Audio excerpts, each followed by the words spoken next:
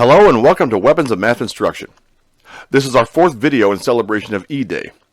In the last video, I proved the equivalence of the series and sequence definitions of E. In this video, I'll prove the equivalence of the sequence definition and the definition of E as the base of the natural logarithm. And that last definition is definition 3. So if you made it through the last video, then you might have already guessed where we're going to start by showing that definition 3 is well defined. And you'd have been right. That's exactly what we're going to do. So here is a precise statement of definition 3. E is the unique positive real number such that the natural log of E is 1. And by definition, the natural log of E is the integral from 1 to E of 1 over t dt. So we're going to consider the function f of x, which is the integral from 1 to x of 1 over t dt, which is defined for positive values of x. And this f of x is exactly the natural log of x. And what we need to know about this function is that it's differentiable. That means its derivative exists.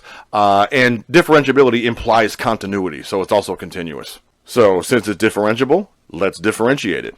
We'll take f prime of x, and to do that, we'll use the second fundamental theorem of calculus, which tells us how to take the derivative of a function defined by an integral. The derivative of this guy is 1 over x. And the thing to notice here is that if x is positive, then 1 over x is also positive. That means that the f of x, the natural log of x, is strictly increasing for positive values of x.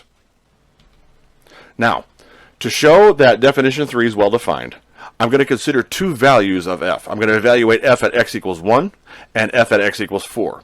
Why these two particular values? Because e is trapped between them. E, remember, is 2.7 and change, and it sits between 1 and 4. You'll see why I chose 4 momentarily. So f of 1 is a piece of cake. Remember, a definite integral of a positive function gives you the area of the region between the graph of the function and the horizontal axis, and between the upper and lower limits on the integral. But if you integrate from 1 to 1, then the region has 0 width and therefore 0 area. So f of 1, which is a natural log of 1, that's 0. Now, f of 4, that's the integral from 1 to 4 of 1 over t dt. So here is the graph of the integrand 1 over t. This definite integral represents this shaded area, the area between the graph of 1 over t and the t-axis from t equals 1 to t equals 4. Now, I'm just trying to get a lower bound for f of 4, so I don't need to know the exact area of the region. So the areas of these rectangles will do just fine, because their total area is clearly less than the exact value of the area. And it has the added bonus of being easy to compute. Each rectangle has a base of width 1, and the heights of the rectangles can be found by plugging in t equals 2, 3, and 4 into 1 over t. So the height of this rectangle is 1/2, the height of this rectangle is 1/3, and the height of this rectangle is 1/4. And so the areas are a1 is a half, a2 is a third, a3 is a quarter. And so over here, I've added them up. 1/2 plus 1/3 plus 1/4 is 13 over 12. This area is bigger than that. And this here is just a smidge over 1. So this is greater than 1. And this is why I chose to plug in 4, because the area is just a hair over 1, and 1 is the magic number here. I'm trying to show that the third definition, which claims that the natural log of E is 1, is well defined.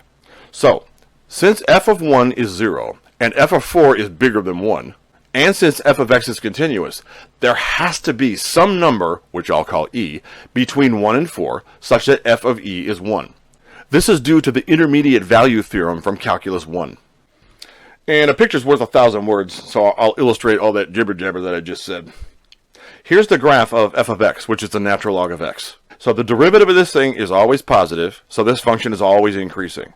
And I've marked off the point where x equals e and the value of the function y is 1. So since f of x is strictly increasing, this number e has to be unique. There's no way for the graph to turn back around and get back to the value y equals 1. There's only one value of x where that happens.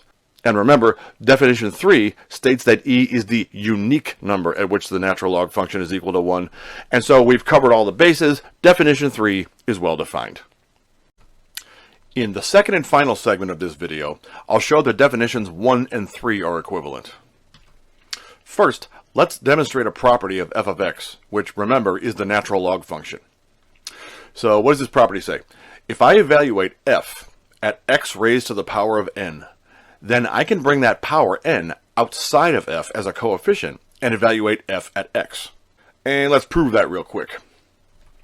So I'm going to give the functions on the left and right side of this equation their own names. So g of x is f of x to the n, and h of x is n times f of x.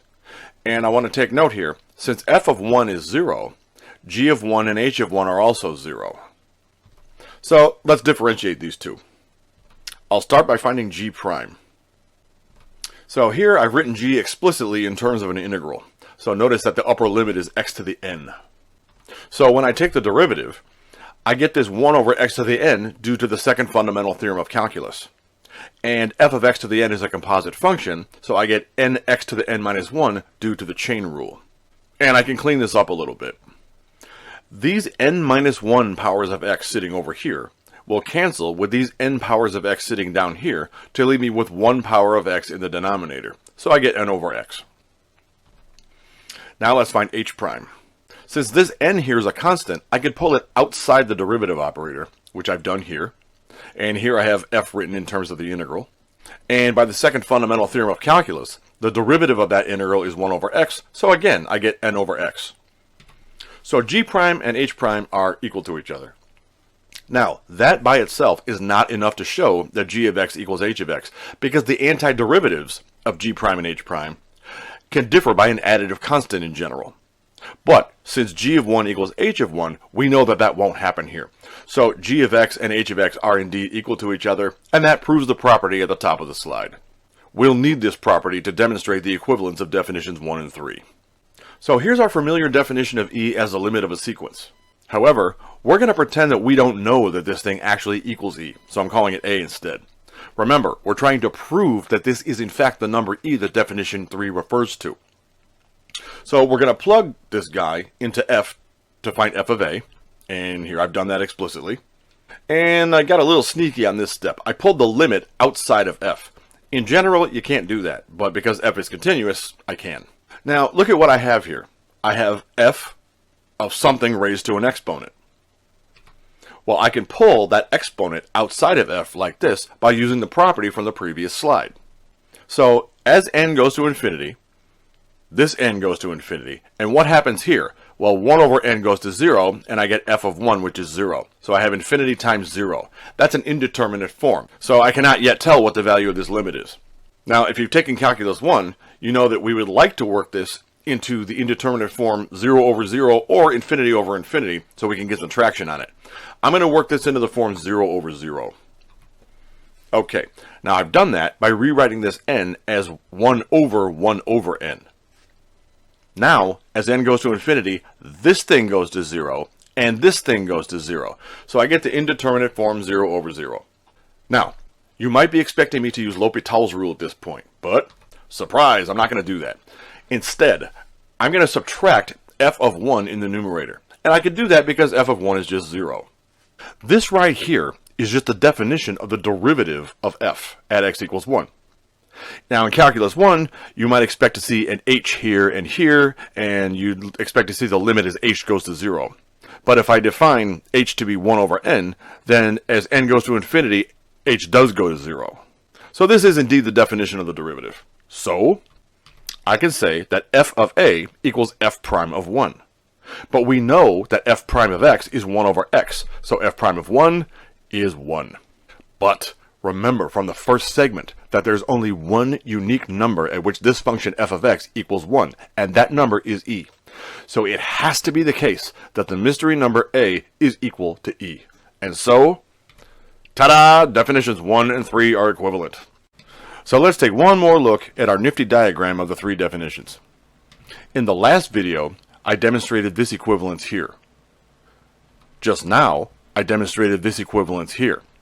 So you might be wondering, don't we need another video to show the equivalence of definitions 2 and 3? And the answer is no. Since definitions 1 and 2 are equivalent, and definitions 1 and 3 are equivalent, then definitions 2 and 3 are necessarily equivalent by logical transitivity. So, we get this equivalence for free.